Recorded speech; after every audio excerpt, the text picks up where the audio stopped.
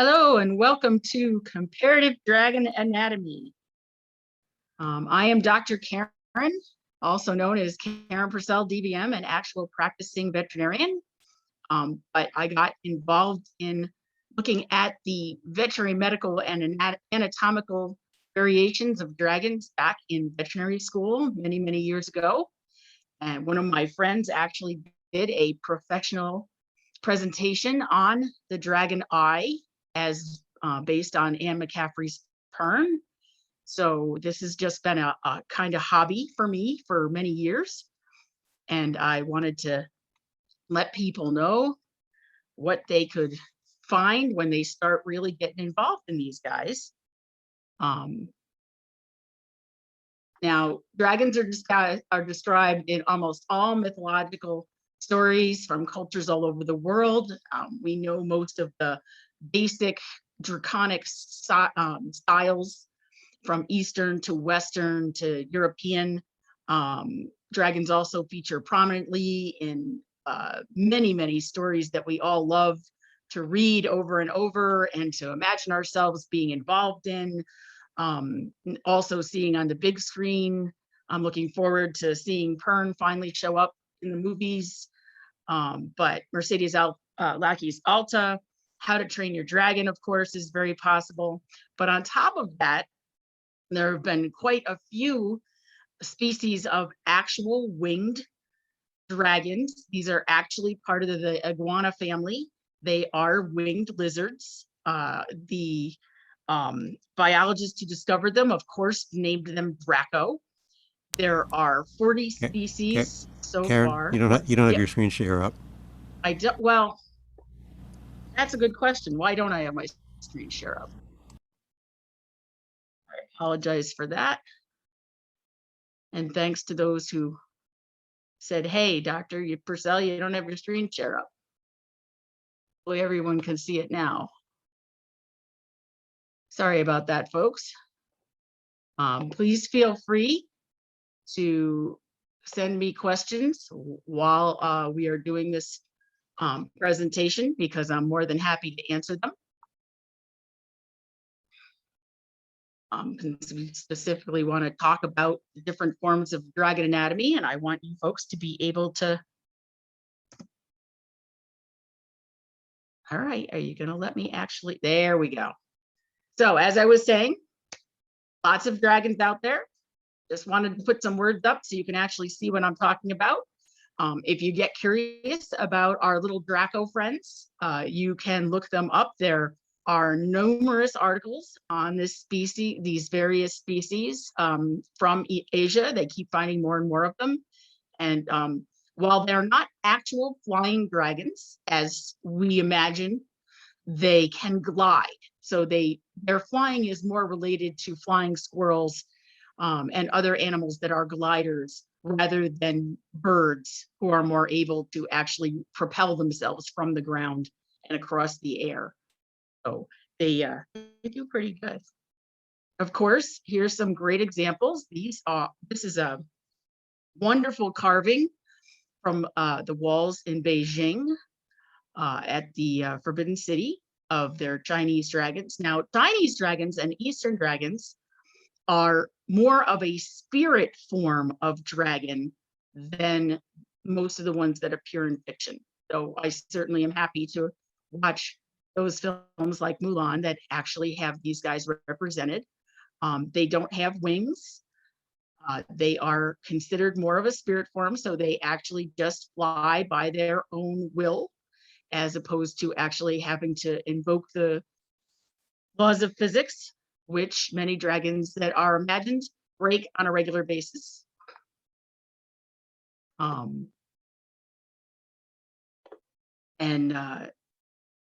Then you get some comparisons with your imaginary dragons. Wait a minute, we skipped one. There we go. So this is an illustration from the 1800s of a European dragon as it was imagined by the people at that time. As you can see, this is more of a chimera with, the body of a cat more than the dragons we normally see in fiction. And I thought the eyes on the wings were a good touch. But again, you're looking at a fictional mythological creature. There's certainly no way these wings would actually allow an animal of this size to fly. So then here's Smog. Everybody loves Smog. And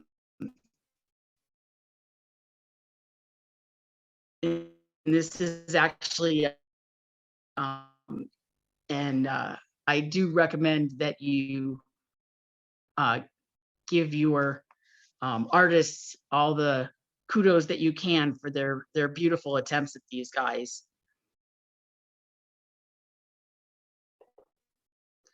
Anne McCaffrey's Pern with Michael Whalen's Dragons. This is a pretty iconic form. Again, despite the fact that Michael does a fantastic job of figuring out how big the wingspan has to be for an animal this size, if you bring in the laws of physics, which I have been informed are broken by Anne McCaffrey all the time. I used to argue with Annie about it. These animals were too big to actually leave the ground. But that is the magic of writing. You can come up with what you want to work and how you want your world to work. And there it is.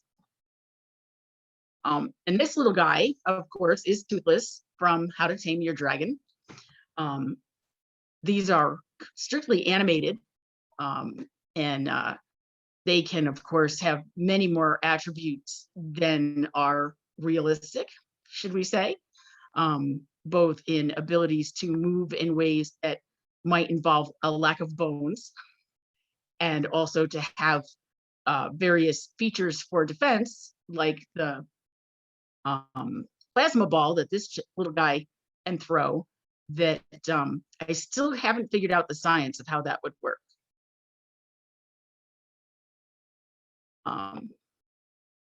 So here is our first example of the Asian Draco species. And as you can see, they have these broad wing-like flaps. And there is actually bone structure supporting that. And the lizard itself is quite small. He's got a very small head and a very small body. And when you examine the bones, they are very light, very air-filled, just like a bird's would be, in order to allow him to glide, but certainly not the flapping wings that we see with our mythological dragons, or the more fantastical dragons that we all love. I really like this guy because you can really see how he is a lizard who has just developed these wonderful wings out of his rib cage. If you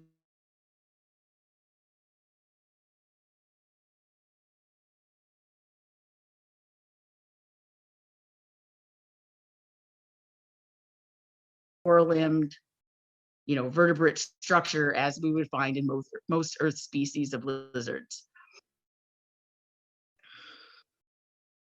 And then this tiny guy that just show you some of the size difference with these guys, because the majority of them are no more than 4 to 5 inches long, with a wingspan about the same at most.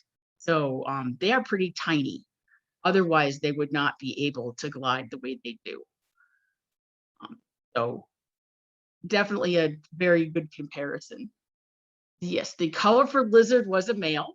I really tried to show the colorful lizards. Most of them are fairly dull colors because, of course, the bright colors also attract predators.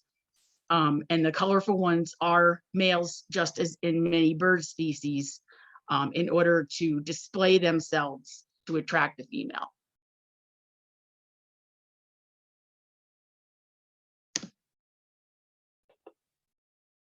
I love this.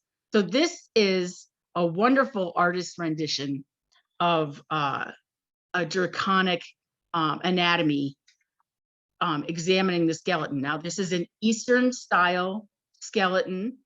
We're not sure from the mythology studies I did that the Eastern dragons actually have a skeleton because they are more of a spirit form. But this artist Matt Reese did this marvelous sculpture of what he imagined the skeleton of one of these Eastern dragons would be.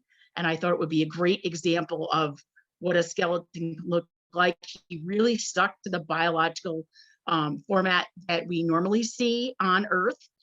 So it's much, it's following the lizard type of anatomy that we would see on most lizards, where the rib cage is supporting the body, many, many ribs.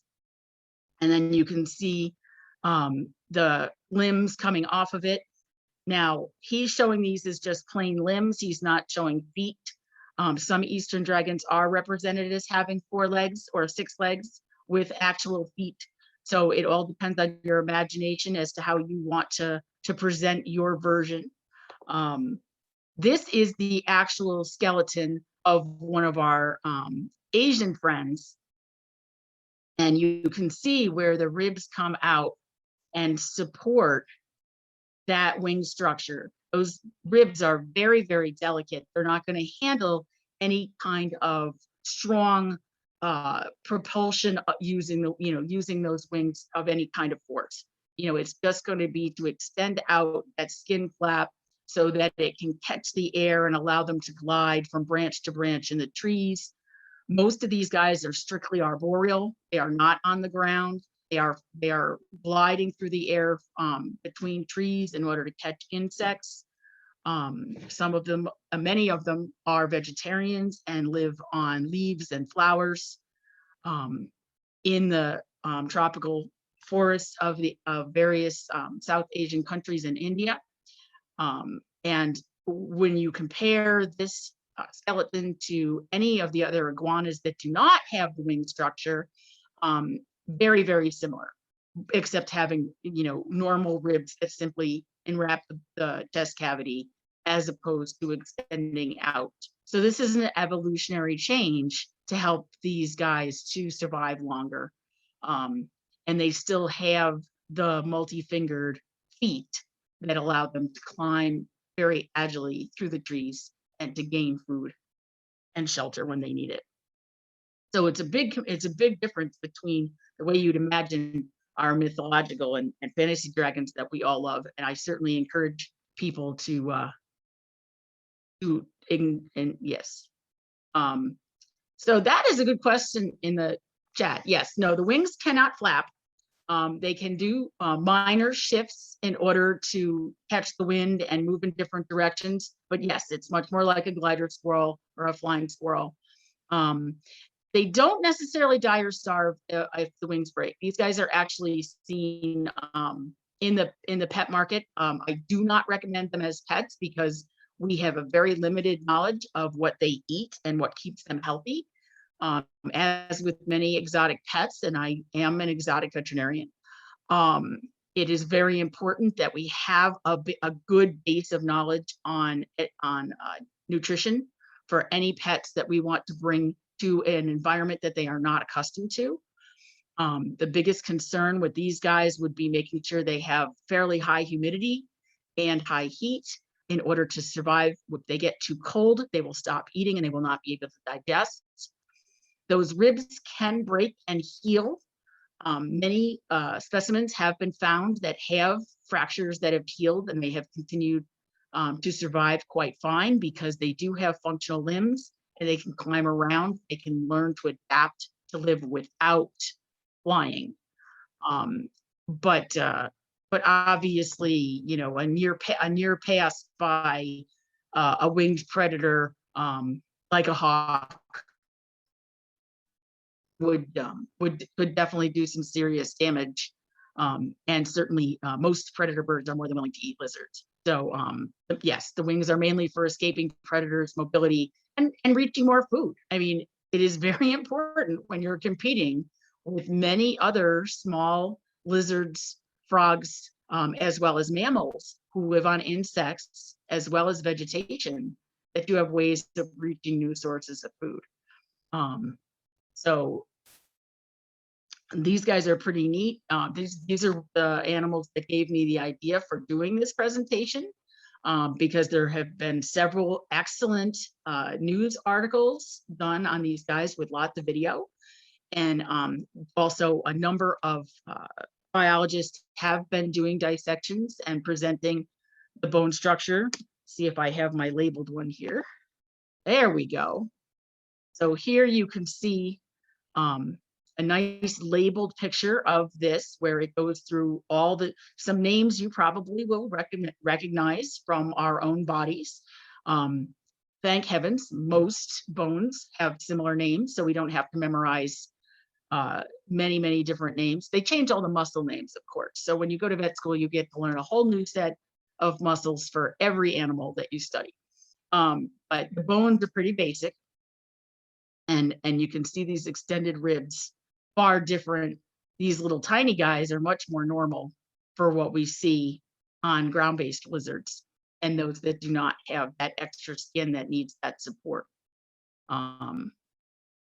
So these guys are pretty cool. I do recommend checking them out if you get a chance. There's a lot of interesting information out there on them. And I love the idea that all over the world, different cultures have imagined larger versions of these guys as predators, essentially, as opposed to the Eastern version that are more of spirit forms that are considered lucky or bringing prosperity to your house, much more sharing space with deities in the culture rather than monsters, which is how most dragons appear in European mythology and Western mythology.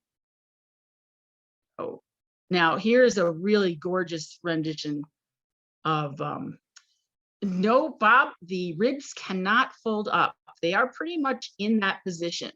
Just as your ribs are fastened in place, there are very few animals where there are rib extensions that can fold in any way. They can shift minimally. They're flexible, but folding is not something they can do. There are no joints. The reason that we can fold our arms and bend at the knee is because we have joints to do so. If you don't have joints, bone just is not that flexible. And they are bone. If they were made of cartilage, they would be more flexible, but they still could not bend in a way that would not damage the actual animal. All right. So here is another artist rendition, and this was done in Britain for a Game of Thrones conference. I could not find the artist's name, which I was very sad about, because this is absolutely gorgeous skeleton of the dragons the Targaryens take into battle. And you can see where it's still a lizard head, no matter how you look at that. You know, we've got they have changed the tooth structure. These should be molars, but they have made them all pointy single root premolars, and and canines, of course. But they're sticking to this normal orbit. You definitely kind of dinosaurish. But then again, most of our current reptiles are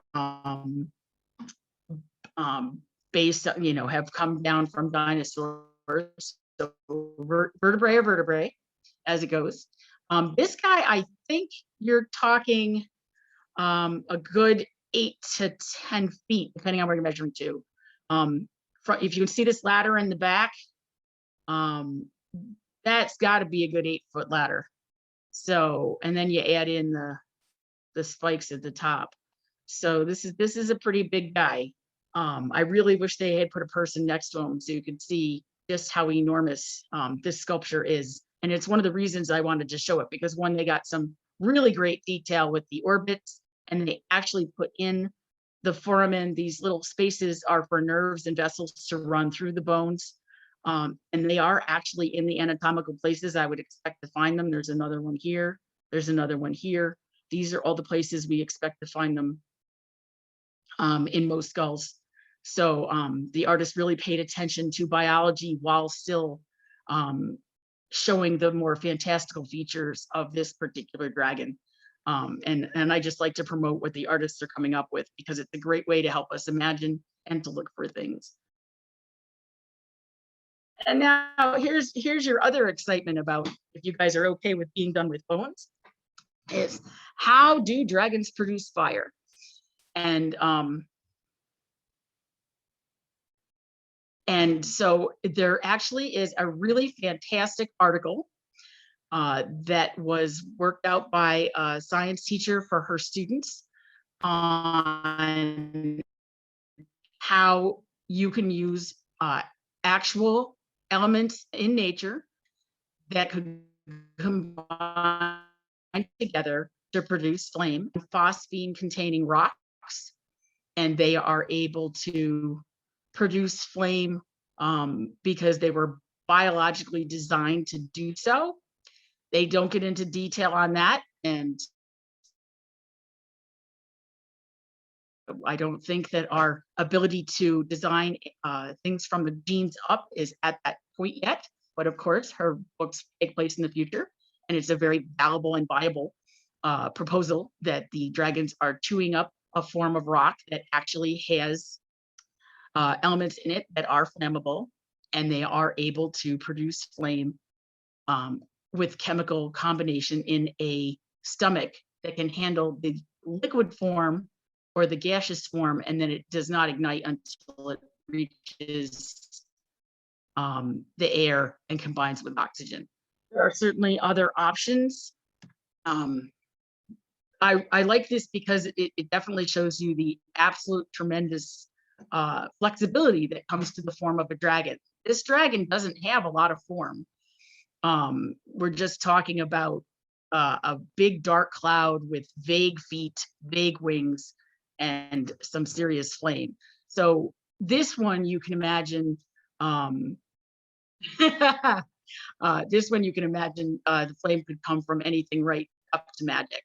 But in the case of the Komodo dragons, oh, well, toot your own horn, Martin. That's awesome that you came up with you know, a chemical reaction involving fatty acids. I didn't even think of the bombardier beetle, but in the case of those guys, it's more of a burn situation than actual flames. But it is a chemical reaction that burns. So that's certainly a totally valid reaction.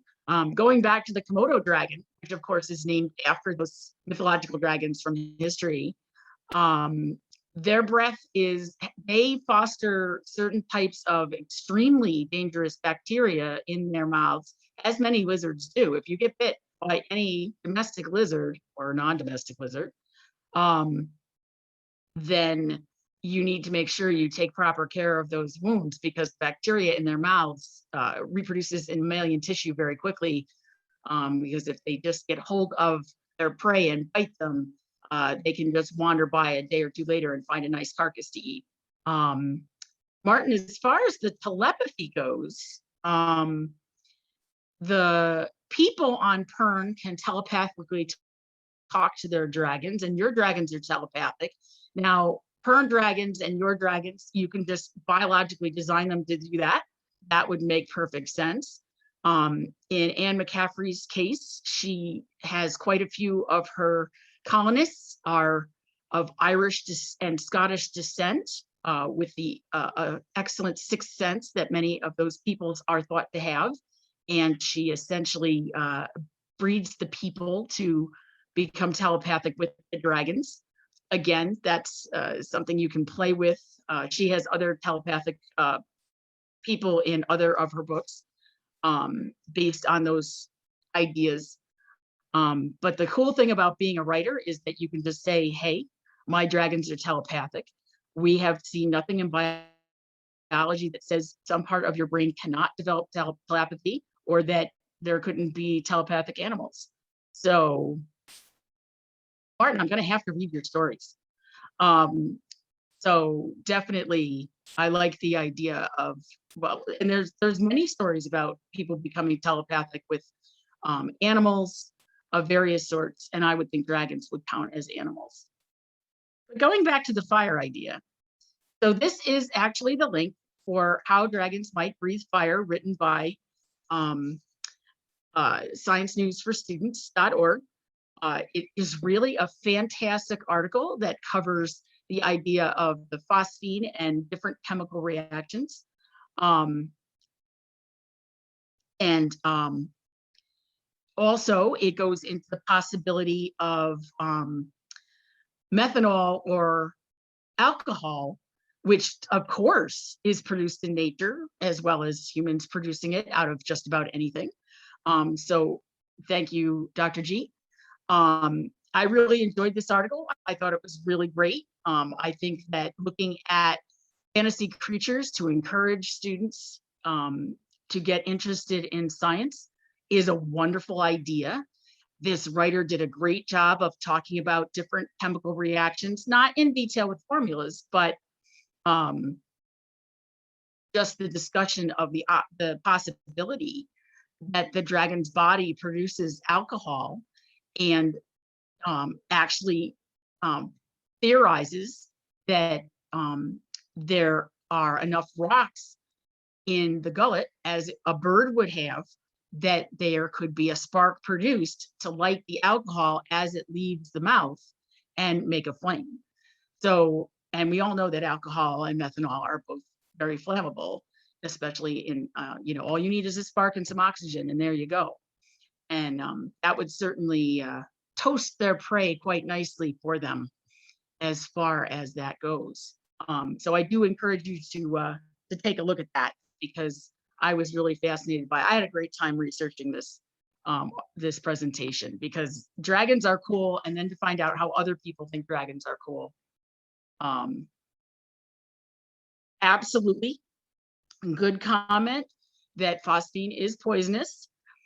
You certainly don't want to be breathing it in. And that is one of the things that's missed in the Pern books, that they probably should be wearing respirators when they're riding those dragons, because the wind could easily blow the phosphine right back into their faces and kill quite a few of them.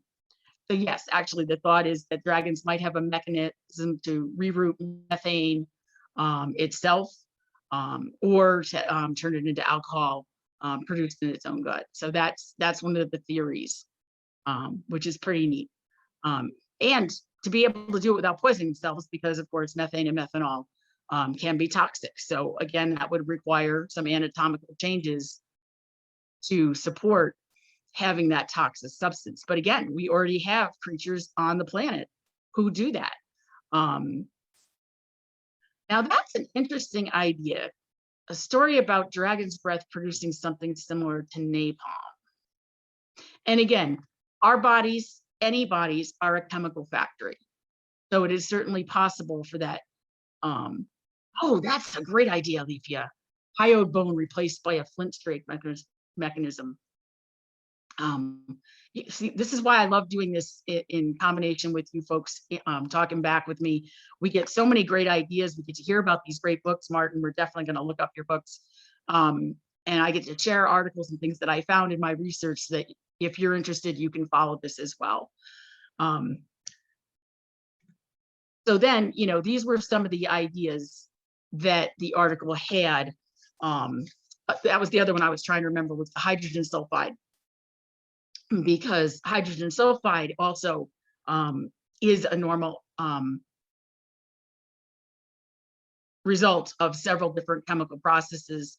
Also, there are certain elements just by themselves. If you happen to be on an iridium-rich world, iridium as an element is very easily ignited. And so that would certainly be a source of flame for these dragons. It would be pretty scary if they had a liquid like ethanol or methanol, or the idea of napalm, that they could throw, because then they're not only just producing flame that can ignite something that is flammable, but they could also be throwing a substance that is flammable to attach to their prey. But if you look at this as an evolutionary change, in order to cook their food, shall we say, as predators, or to stop their prey without making it inedible, the idea of napalm is more of a warlike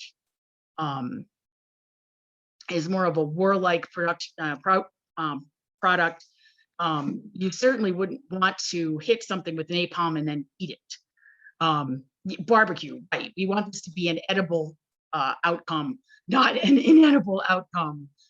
Assuming this is something that is developed in a predator to help them to attain their prey more easily. Dragons, with their structure, with their large talons, and their ability to fly, already are on the top of the game as far as being predators goes. Adding in the flaming part is just icing on the cake, so to speak, unless it turns out that some reason anatomically they need to cook their food in order to digest it properly. So that's certainly some thoughts on that. And of course, we're talking about real world, how would we make this work versus, hey, I'm an author, I can just say this world has magic and dragons have the magical ability to produce flame when they choose to do so. And of course, that's kind of an easy, quick cheat to say, hey, have you got a flaming dragon? And we haven't talked about Harry Potter or the temporary dragons. Certainly they have been shown in hundreds of stories and with either no explanation at how they produce fire, or they have an explanation, and in some cases it's a reasonable explanation, and in some cases it's not. As someone who was going to vet school, and I met Anne McCaffrey and talked to her about her books, we had some very lively discussions in the fan mail and at our various clubs. I am a member of Fort Weir, talking about dragon anatomy and how it would work in the real world with how Anne wanted it to be, how it would develop and whether it was feasible or not. It made for quite delightful debates. None of them ever got raucous, but it just added into my interest into and exactly how don't dragons burn themselves. So either the flame has to start outside their body, and talking about the exploding swamp dragons from Terry Pratchett, because of course Terry Pratchett's dragons could possibly blow up. That just makes sense from knowing Terry Pratchett's work. But why don't they burn themselves? And that's the question. And in some of the stories about Pern, in some other stories, including the How to Train Your Dragon, they talk about the dragons burning themselves because they have to learn to control their flame, and they have to learn how to produce it properly so that they don't burn themselves. But again, we have animals on the planet who produce extremely nasty poisons, vipers and other snakes that are venomous. They actually have glands that can hold that venom without causing them any harm.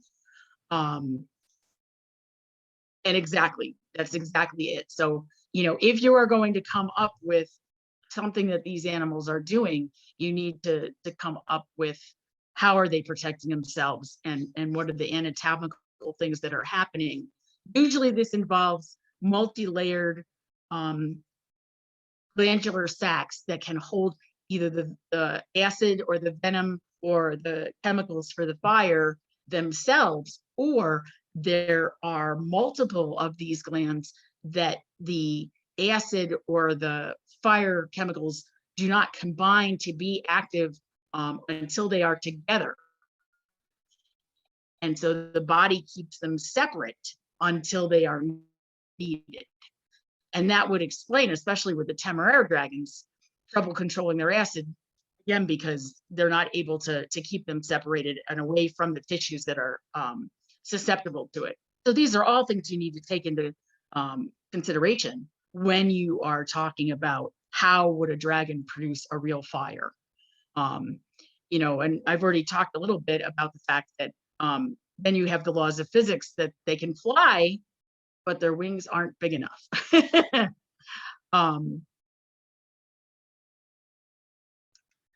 I did not know about that hotel. That is really cool. And again, your dragon would only have to be, could only be so big to fly through that hole. And if you're imagining a true dragon, if you look at birds and their ability to fly, their wings are quite large when compared to the rest of their body, and everything is very, very light. Their bones are very, very light. They're very fragile animals, for animals that survive very well. In order to hold the weight of a dragon that could actually fly with a person on it, those wings would need to be 3 or 4 times their size. And you get to the point where the wings are too heavy, and it defeats the purpose. So when in doubt, add magic. That always works. And someday maybe we'll be able to design these guys so maybe we can at least have fire wizards on our shoulders if we can't ride real dragons.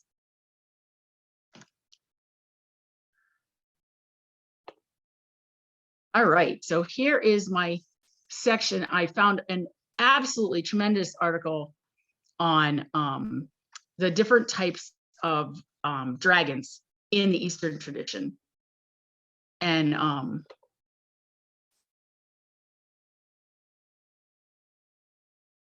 the different Eastern dragons represent different things. Not all of them have wings. Like I said, as spirits, they are able to fly without wings. Again, we're dealing with more of a deity rather than the type of dragons we deal with, which are predators and are monsters in the Western tradition. In the Eastern tradition, dragons are much more guardians. They are much more there to support whoever they have chosen to be part of, whether they are a representation of luck to your family, whether they are a representation of different weather. You can see that they have various types of dragons here, which I really love. I didn't even know there were this many. Of course, there are different elemental dragons, which makes perfect sense that they're going to be representative of different forms of weather, of water, because they are Eastern dragons are shown in every element. Yes, in natural animals who have chemicals in their bodies, they can break them down. And then here's the second set of dragons. And I do have, let me just grab the link from these guys, because I should have the link. No, I don't. I posted that in my notes so I could post it, and it's hiding on me. Nope, I just missed the slide. Here we go, guys.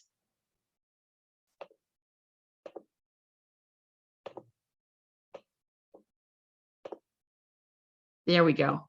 So let me put, oh, there you go, hiding on me again. All right, so if you go to this website, it's absolutely marvelous. It is a really wonderful website on Chinese culture. If you're interested, it also has a wonderful section on the Eastern style dragons and what they represent in their culture. I really learned a lot. And I definitely want to encourage other people to learn about these guys. It's a totally different idea, rather than predators or companions that we ride in war or in protection of our planet, or however, or just to protect our home place. These dragons are more symbolic representations of different elements of deities, and therefore they're not as earthy. They have more talents, and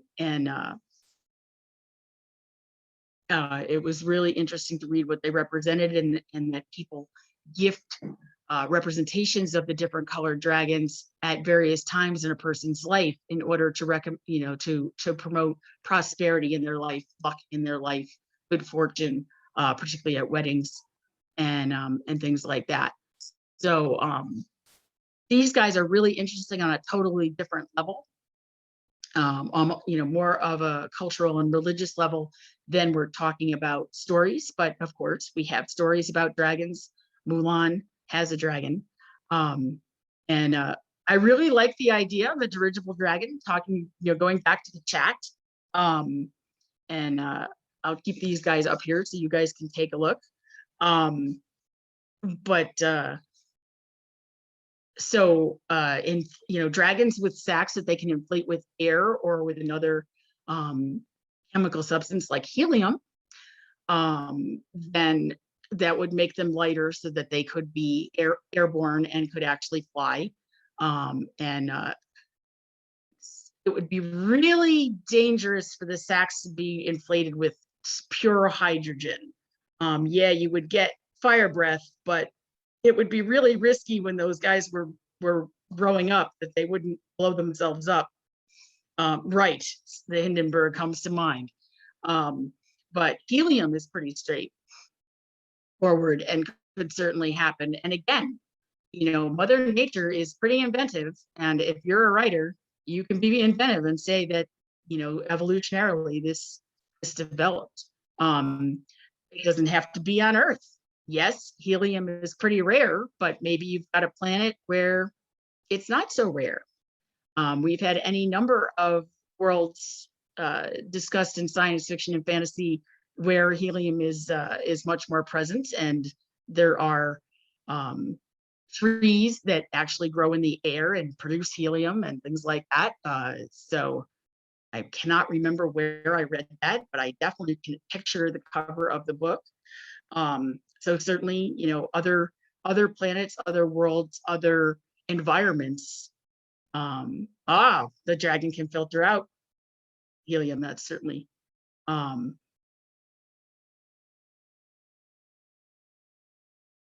thank you. I'm not sure about the sources. I was more interested in the descriptions. I will be honest. I've certainly seen other dragons in Eastern stories that do not fit this as well. But I wanted to give people some ideas of what they should look for. If you have any recommendations, I'm more than happy to post them, or you can put links in the chat. And then again, Deviant Art, love them. They're great. You can find all sorts of good dragons over there. Yeah, mainly the terms of the iconography as far as those dragons are concerned. And there also were a number of oh, thank you, Dr. D. Yes, you can save the chat by clicking the 3 dots on the right side of your chat window, so that you can save any information in the chat you want to keep to yourselves after this. And of course, this is being recorded. So if there's anything you want to go back and see, you will be able to do so. This will be appearing somewhere on YouTube for Balticon 55 in the next 24 to 48 hours, so that, as somebody who is there, yes, thank you, Dr. G, you'll be able to go back and look at any of my presentation that you want to double check. And I certainly do appreciate feedback. You can reach me at masquerade@balticon.org. I was hoping to have a virtual masquerade for you all, and well, everybody's too tired of Zoom. But at least I got to have fun with dragons with everybody. If anyone has any other questions, I'd be happy to answer them before we end. Thank you, Maren. For those who might be on a Mac, Maren has posted in the chat how to save it, so that you can get that if you need it. And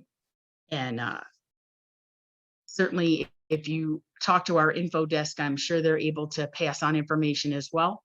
But do feel free, let me put that right in the chat for you, that you can reach me.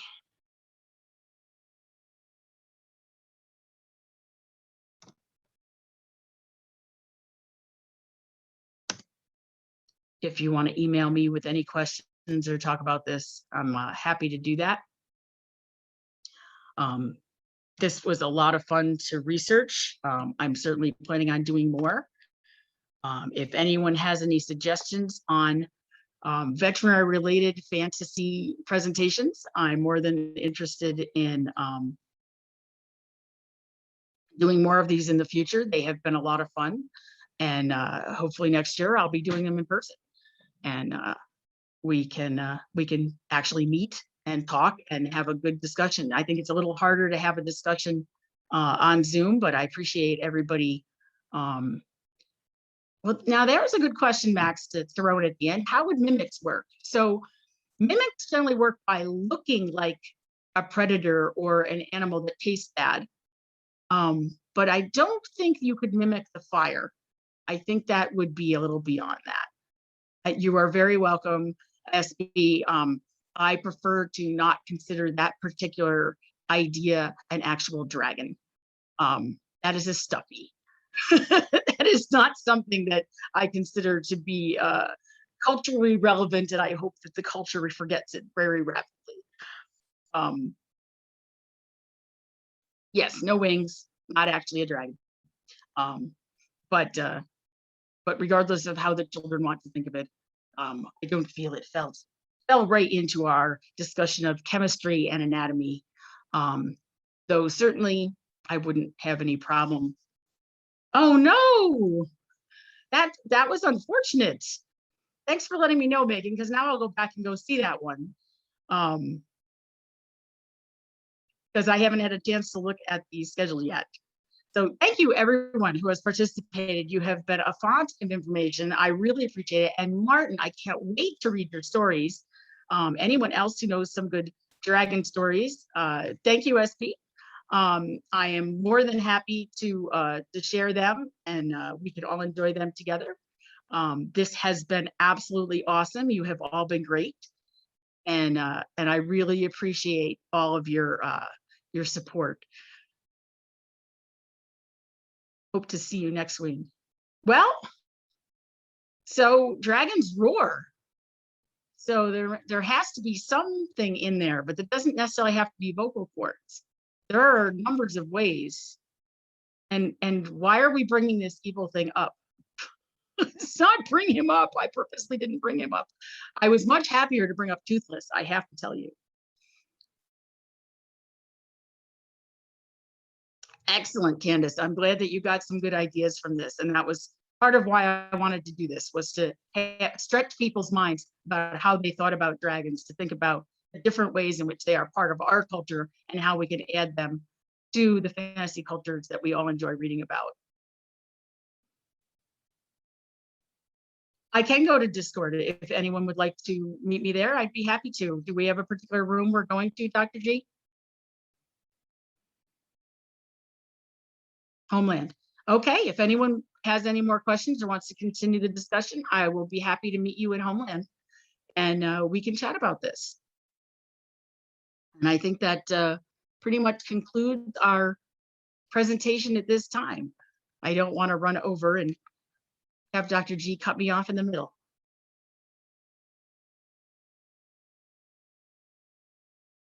Thanks to all of you.